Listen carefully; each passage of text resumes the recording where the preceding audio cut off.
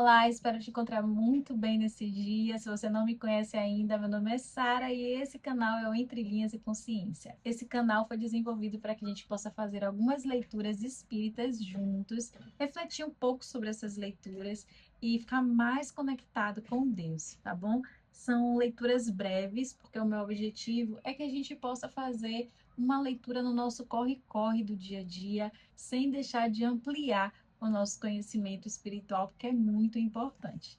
O capítulo de hoje é o 39, Desdobramento e Bicorporeidade. Perguntou-me o irmão se o espírito permanece preso ao corpo, como um detento em uma prisão, até que aconteça o fenômeno da morte, ou se pode ter momentos de liberdade independentemente desse fenômeno. O assunto merece algumas considerações. Devemos compreender que a encarnação do espírito não cria uma situação especial de prisão. Este poderá ter momentos de liberdade em condições específicas, entre estas o sono ou qualquer outro estado de relaxamento que proporcione um certo entorpecimento dos sentidos. É comum ao dormirmos nos libertarmos parcialmente do corpo e realizarmos verdadeiras excursões no mundo espiritual. Na oportunidade, nos encontramos como amigos, familiares e até inimigos que já estão desencarnados, mortos no aspecto biológico. Ao acordarmos, trazemos as boas ou más impressões que essas excursões proporcionaram, de acordo com as companhias e os ambientes que frequentamos. Entretanto, existem pessoas dotadas de condições orgânicas e espirituais especiais para as quais esse fenômeno se realiza com mais facilidade. Elas, de forma espontânea ou provocada, libertam-se do corpo e realizam tarefas de ajuda a espíritos encarnados e desencarnados necessitados. São conhecidas como médiuns de desdobramento. Alguns espíritos encarnados notabilizam-se através desse fenômeno por uma característica muito especial, o dom da bicorporeidade. O corpo físico permanecia em um local e o perispírito materializava-se em outro distante. Oferecemos para conhecimento do leitor dois nomes de destaque nesse âmbito: Antônio de Pádua, o santo católico, e Eurípedes Bassanufo, o médium espírita. Com relação a Antônio de Pádua, é conhecido o caso em que ele se encontrava numa igreja em Lisboa, cantando com outros frades, quando reclinou a cabeça como se dormisse.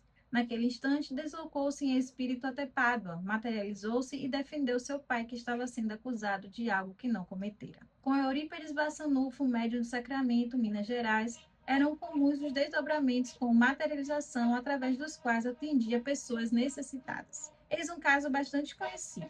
Encontrava-se Eurípedes na sala de aula com as crianças quando de repente adormeceu. Os alunos já conheciam essa característica e então disseram: seu Eurípedes já viajou. E algum tempo depois retornou do transe e falou que estivera fazendo o parto de uma pessoa e que tudo correra bem. Falou ainda que o marido da parturiente estava a caminho para pedir que ele fosse assisti-la, pois ainda não sabia que a criança havia nascido. Alguns minutos depois, o homem chegou e ficou surpreso quando foi informado de que já havia sido realizado o parto. Notando a estranheza do homem com a história, Eurípedes acompanhou-o. Ao chegar à residência, foi recebido com admiração. Seu Eurípedes, eu estou bem, não precisava o senhor voltar. E o marido, mais uma vez, ficou sem nada a entender. Então, aqui nesse capítulo, a gente vem a falar mais uma vez sobre um dos fenômenos da mediunidade, que é o desdobramento e da bicorporeidade. Então, o desdobramento acontece na maioria das vezes quando a gente dorme, por exemplo.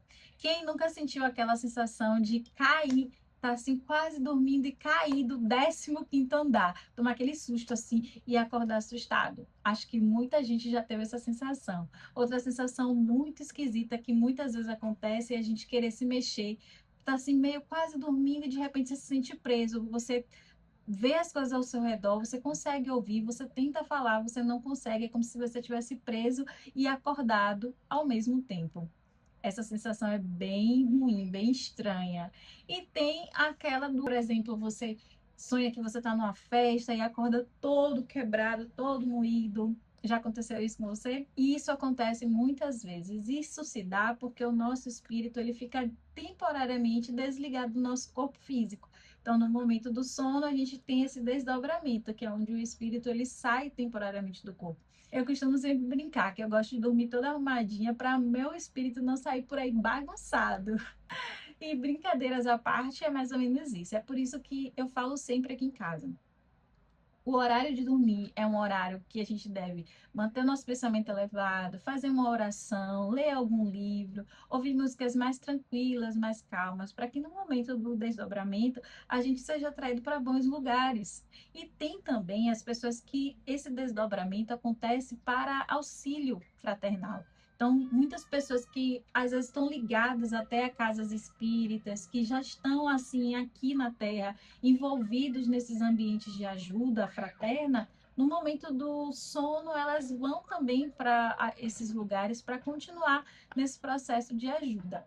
E esse da bicorporeidade, que ele deu exemplos aqui, é como o texto fala, no momento em que a pessoa parece que está dormindo e ela se materializa em outro lugar. Na verdade, é o espírito dela que está lá em outro lugar, mas ela consegue se materializar, ficar visível de tal forma que parece que são dois corpos, né, em lugares diferentes. No livro dos médiuns tem muitos exemplos desse tipo. É um livro que eu aconselho muito as pessoas a lerem. É um livro um pouco complexo, um pouco denso, mas que traz muito conhecimento. Hoje a gente já tem ajuda aqui do YouTube com vários canais espíritas que podem nos ajudar a desdobrar melhor o livro para que a gente entenda de forma mais fluida, porque realmente é um livro um pouco complexo.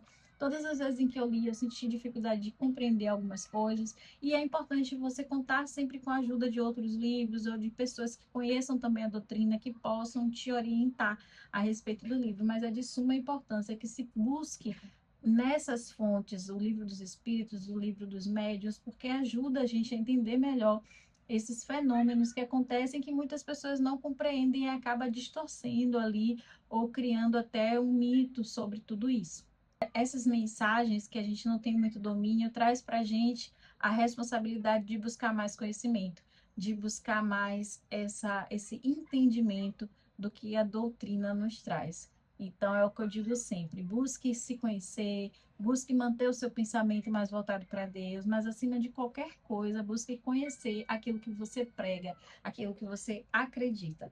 Então, eu desejo que você busque esse conhecimento do que hoje você ainda não domina, tá bom? Um grande beijo, um forte abraço e fica com Deus.